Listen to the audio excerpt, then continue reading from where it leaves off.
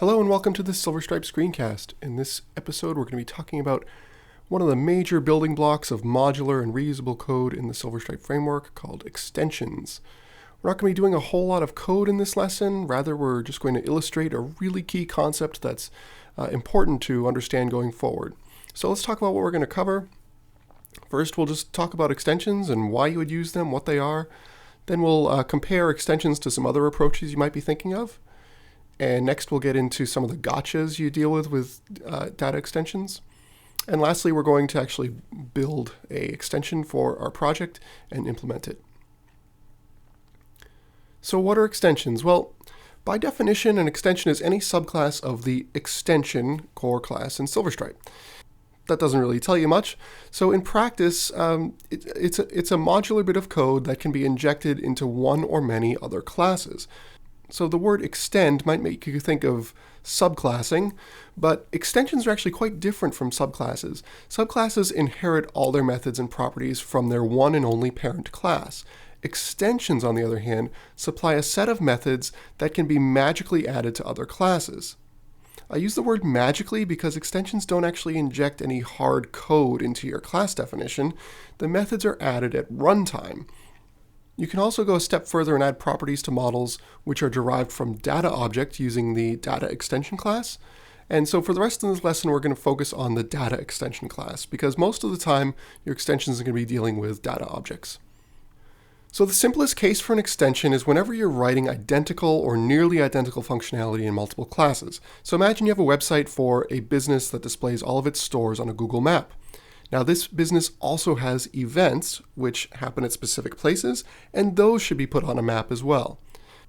Now both of these classes need to have code similar to something like this. So we've got some basic address fields there, and of course you've got your lat long to get it on the map. Then you're going to have some utility functions like returning the full address, all formatted with spaces and everything. And then you're going to have a function to go out to Google and get the geocoding or whatever API you're using. So you could just put all this into a parent class and have event and store inherit from that. But that's not very practical or logical because, again, they have nothing to really do with each other other than that commonality of mapping. So other than that business rule that says they both need to go on a map, there's no really good reason to put both of these classes in the same ancestry. Also, if both of these classes don't share the same parent, the whole model is going to fall apart, right? So what do? Well, you can put all this shared code into an extension and apply that extension to every class that needs it. That way you don't have to repeat yourself, and it becomes inexpensive to just add mappability to any given data object. There's all sorts of good reasons to use extensions, and any decent-sized Silverstripe project is bound to have a few in play. I'll give you another helpful metaphor here to help distinguish between extensions and subclasses. Think about the difference between a vertical architecture, which describes subclasses, and extensions are more about a horizontal architecture. So if you've done a lot of CSS, you're probably familiar with this design pattern. Think about the difference between the following markup and CSS. So we've got this list of notifications, let's just say, and there's our li tag, and it's got some text, and then we've got a separate UI that has actions, and we have an anchor tag that's tagged with action. Now in the CSS, we have to target both of those and assign them a background red and a color white, let's just say. So that's sort of more of the inheritance pattern. We're sort of talking to the architecture of the DOM and going down to a specific element. And we kind of had to repeat ourselves, even though we merged it into a single rule. That's not really adhering to the principles of dry. We're creating an unmanageable list of rules. If we ever add another one, what are we going to do? Have 3 separate rules on one line? It just becomes unmanageable. So let's look at a more horizontal pattern now. We've still got our list of notifications, but now we're going to tag the li and the a with alert. And we store everything about that trait of being an alert goes into its own class. So by injecting style through a separate class, we can effectively tag our element as having a specific set of traits rather than relying on the inheritance train to target the element in a specific case. So you can think of data extensions in Silverstripe as giving you the option of mixing multiple PHP classes together. All right, so hopefully that gives you a nice understanding of what these are, what we're dealing with. This is a fairly new concept if you've never seen it before. So let's compare extensions to other things you might be used to. Now, if you've used Ruby on Rails, or more popularly less, you've probably already identified this familiar concept as a mix-in. And that is an accurate assessment. Silverstripe extensions are very similar to mix-ins. They are single-purpose bundles of functionality that augment existing code. Now, if you're fairly well-versed in PHP, you might be wondering why Silverstripe has reinvented the concept of traits.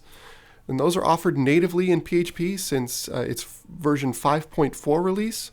And you're certainly not far off to think that, but there are a few good reasons why Silverstripe uses its own extensions pattern rather than PHP traits. So the first reason is simple history.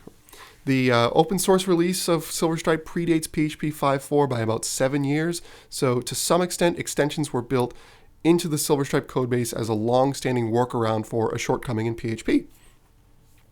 Further, there are some Silverstripe idiosyncrasies that are not easily replaced by traits, such as the way that arrays are merged rather than overloaded by subclasses. That's a uniquely Silverstripe thing. And also the use of extension points, which we'll talk about later in this tutorial. That's a really key aspect of extensions. But most importantly, extensions have one major advantage over PHP traits. They can be applied to classes that are outside the user space. Now, what do I mean by that? I mean that you can make changes to core classes without actually altering the source code. So to reference our last example, it's easy to imagine adding mapping functionality to the event and store classes that live in our project code. But what if we wanted to add features to the core file class, or change the behavior of a specific CMS controller? You wouldn't be able to assign the trait without altering the core class definition. And of course, we don't want to do that because that'll break when we upgrade. So another idea might be, why don't we just create our own subclass of file and we'll add our own new features to that? Well, we could do that, and it would work just fine in our own project. But the problem is everyone else, the CMS and all your modules, they don't know about your special class. So they're all still using file. So if you want a global change, a subclass isn't a really good option. Now, just as a footnote, you could use something called dependency injection to force that subclass, but that's a more advanced topic, and we'll get to that in future lessons. Now, we've established that extensions are somewhat of a workaround for functionality that is not offered natively by PHP, so there are bound to be a few trade-offs and things we need to be aware of when working with extensions. The first one is the overloading gotcha. Now, the most common misconception about extensions is that they can overload methods just like subclasses. This is not the case. So let's just say you wanted to update the login method of the member class so that it goes out and pings a third-party service, and you'd write something like this. So we've got our member extension, it extends data extension, right? And then we define a method for calling an API, and we don't need to define what that is. Let's just imagine that it does something. And then we overload the login method and say, okay, well, instead of doing all the stuff you're normally doing, let's call the API and then we'll proceed with the login. This isn't going to work. When an extension method collides with the class that it's extending, the native method always wins. You can only inject new functionality into the class. You can't overload it like you do with a subclass. Now, fortunately, to address this, Silverstripe offers something called extension points. Extension points are created when the class being extended invokes its own extend method and hands off the execution to any and all extensions of the class. And it provides any references that the extension may want to use. Let's look again at our login method. In framework/security/member.php, we can look at the member class, and we do see that the login method that we're trying to update offers two extension points. We've got before member logged in and member logged in. So given this knowledge, we could write our extension to use either of those two hooks. So let's just use both of them. So now we've got this extension, and we're going to use the before member logged in hook to make our API call. And then we'll use that member logged in hook, which happens after the member logged in, and we'll just send an email to somebody saying we logged in. So think of the thisExtend method as an event emitter, and the extension classes are event listeners. Extension points aren't offered everywhere, but they do appear in most of the areas of the codebase that you'd want to enhance or modify. So as a module developer, it's very important to offer extension points so that people consuming your module can make customizations as they see fit. Let's talk about another gotcha here. This is called the owner gotcha. So let's look again at our absurd function that emails an administrator every time somebody logs in. And hopefully this website isn't too popular, right? Because that's going to be one overflowing inbox. So suppose we wanted to interpolate the user's name in the subject line. So instead of just saying somebody logged in, we're going to say this get name logged in. So this is all imaginary code. I'll spare you the trouble of actually creating it and running it, but I can tell you that the result would be something like this. You get a fatal error saying the method getName does not exist on my member extension. So how could that be? Member does have the method getName, right? Well, remember, we're not dealing with a subclass. We haven't inherited that method in our extension. This class runs parallel to the member class, not beneath it. So surely we'd want to access all those methods in our extension, and for that, Silverstripe provisions us with a property called owner. An owner refers to the instance of the class that we're extending. To make this work, we'll simply invoke this owner getName instead of this getName. So here's my promise to you. You will, with 100% certainty, forget about this idiosyncrasy multiple times in your Silverstripe projects. Everyone does. It's an anti-pattern, it's weird, it's easy to forget, and it's just one of those pitfalls you have to be aware of when you're working with extensions. All right, so believe it or not, we're actually going to get into writing some code now. So one of the most common extensions you'll want to write is one for the SiteConfig class. SiteConfig is a bit of an anomaly. It's a single record database table that stores all of your site-wide settings, and it's seen in the Settings tab in the CMS. By default, SiteConfig gives you fields for the title, tagline, and theme of your website, along with some simple global permission settings. Invariably, you're going to want to extend this inventory of fields to store settings that relate to your specific project. Now, when we're customizing SiteConfig, we are primarily looking for data that appears on every page. So the header and footer of your site are great places to look for content that might be stored in the SiteConfig. In our footer, we have some links to social media and a brief description of the site over on the left. So let's throw all this into SiteConfig. Now, if your extension is going to be used to augment a core class, like we're doing with SiteConfig, the convention is to use the name of the class you're extending, followed by the word extension. It's merely a convention. You don't have to follow it if you don't want to, but that's what people expect to see when, especially if you're developing a module or something. So let's write our SiteConfig extension class.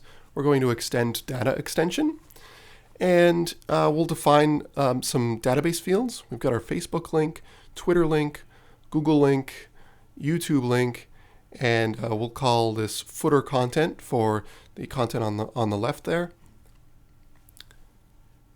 And now we define a method for one of the most used extension points in the framework, update CMS fields. And this is offered by all data object classes to update their CMS interface before it renders. So notice we don't have to return anything. The SiteConfig class will do that for us. Right now we're just updating the object that is passed to us through this extend update CMS fields, and then fields as the second argument. So since objects are passed by reference in PHP, we can feel free to mutate that fields object as needed. Now to activate our extension, we need to apply it to the SiteConfig class, and this is done through the config layer. So we'll go to my SiteConfig, config.yaml, and we'll just define SiteConfig extensions, and this comes out as a list, a simple array of class names. So we'll say SiteConfig extension. Now because we changed the config and we also added database fields, we have to flush the cache and run dev build. So we'll go dev build flush, and you should see some new fields now. Now let's go to the settings tab in the CMS and populate all the fields with some values.